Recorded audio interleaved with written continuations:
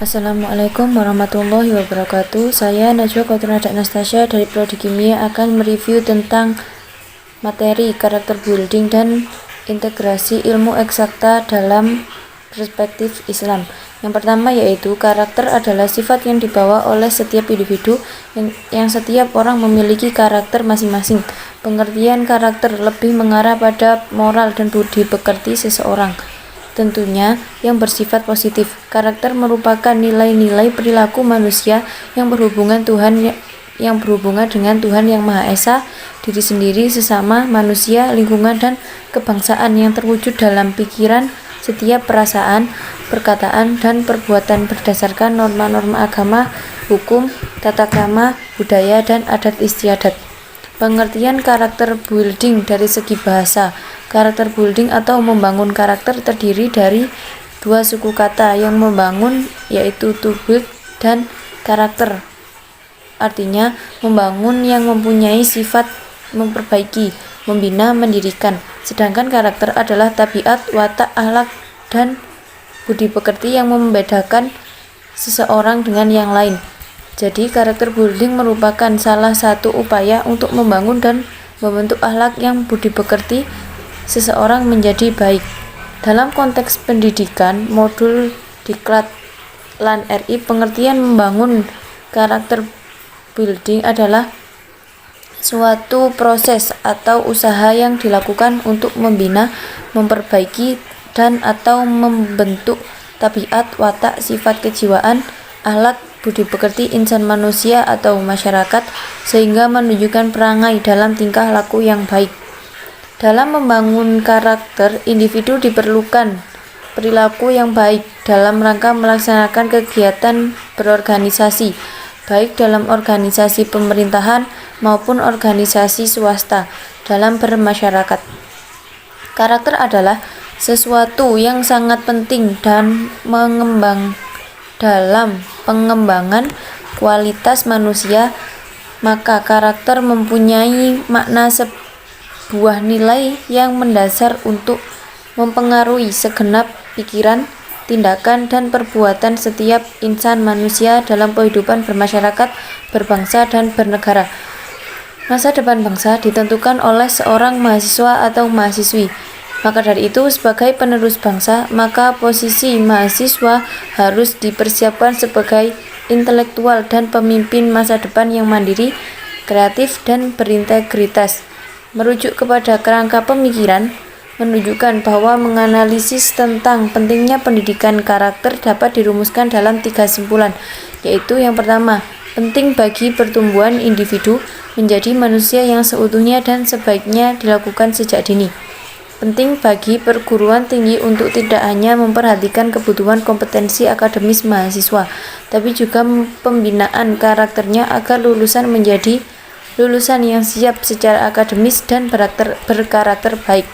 Rencana strateginya dan perancangan program yang sistematis dan terintegrasi adalah semestinya dilakukan dari awal.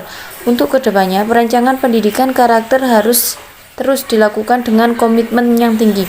Dilakukan usaha perbaikan terus-menerus. Kedua, jika diamati, pendidikan karakter building di lingkungan kampus mempunyai dampak yang signifikan bagi karakter mahasiswa.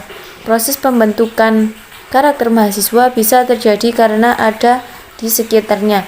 Dia melihat, dia mendengar, dan dia merasakan. Apalagi memang mahasiswa cukup lama berada di lingkungan kampus. Ketiga, berkenaan dengan pendidikan karakter mahasiswa, pembelajaran karakter building hendaknya tidak hanya bersifat teoretis saja atau sekedar mencerdaskan fungsi otak, namun lebih ke arah mencerdaskan fungsi hati. Hal yang paling dominan dalam proses pembentukan karakter adalah fungsi hati. Karena hati, mahasiswa bisa membedakan yang baik dan yang buruk. Dengan hati pula, mahasiswa memiliki kekuatan untuk melaksanakan hal-hal yang baik tersebut. Selanjutnya yaitu materi tentang integrasi sains dan agama dan implikasinya terhadap pendidikan Islam. Hubungan antara pendidikan Islam yang ada baik dalam ranah hadarat an-nas, hadarat al-ilm maupun hadarat al-falsafah perlu dilihat dari perspektif dialog atau bahkan integrasi.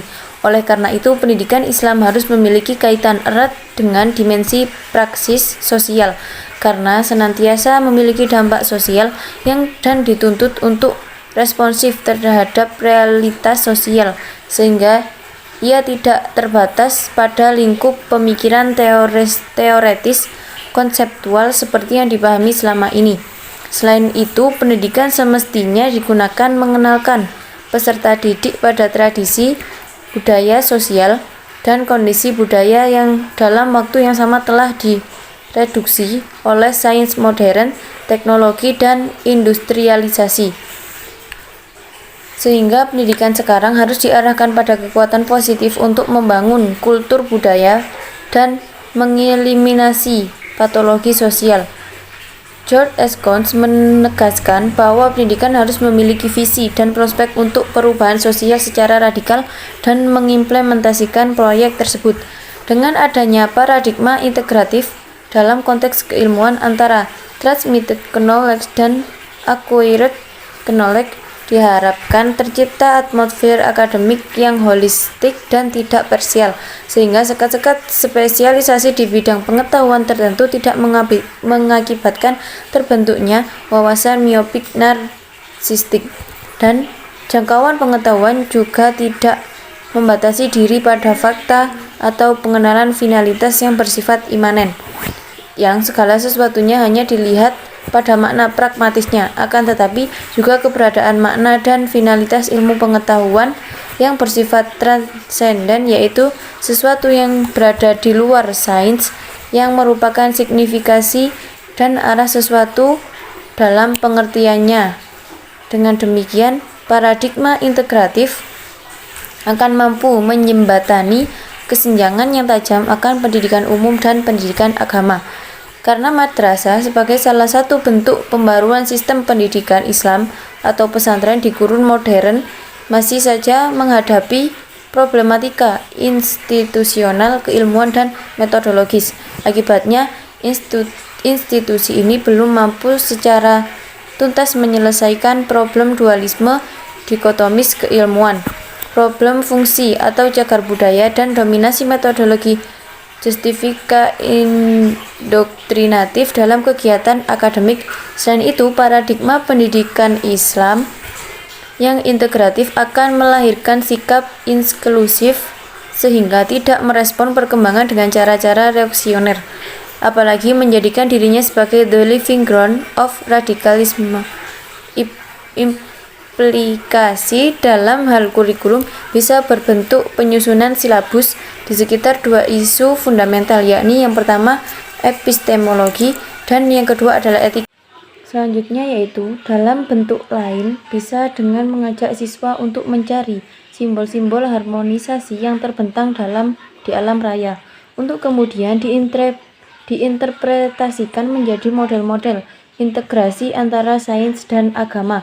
Misalnya, dalam studi hortikultural untuk integrasi ilmu dan agama dengan model bunga matahari. Contohnya, siswa dilatih untuk mengembangkan imajinasi kreatifnya dengan menjelaskan bunga matahari, di mana siswa menjelaskan kelopaknya dan yang mewakili berbagai budaya, mitologi, ilmu pengetahuan, pendekatan spiritual, dan filosofi, dan semua berpusat di kepala bunga. Kemudian, bahwa bunga tumbuh atas dasar pengalaman manusia dan kelopak merupakan model dan sistem pemikiran yang dibangun dari pengalaman manusia, dan siswa diajak untuk memahami pengalaman itu. Dari situ akan tumbuh pemikiran tentang asumsi dasar bahwa sains dan agama bisa dan harus bekerja sama untuk menghasilkan pemahaman yang lebih kaya dari dunia kita. Kita mengajari siswa untuk belajar mengintegrasikan ilmu pengetahuan dan agama pada kegiatan lapangan, bahkan sambil bermain. Dengan ini memungkinkan untuk tumbuh dalam pemahaman siswa bahwa ilmu pengetahuan dan agama akan tumbuh bersama untuk beradaptasi dengan satu sama lain. Lebih dari itu, proses ini akan memahamkan siswa bahwa setiap model integrasi ilmu dan agama harus mencerminkan realitas, bukan ikatan-ikatan teoritis. Sekian dari saya, semoga bermanfaat. Wassalamualaikum warahmatullahi wabarakatuh.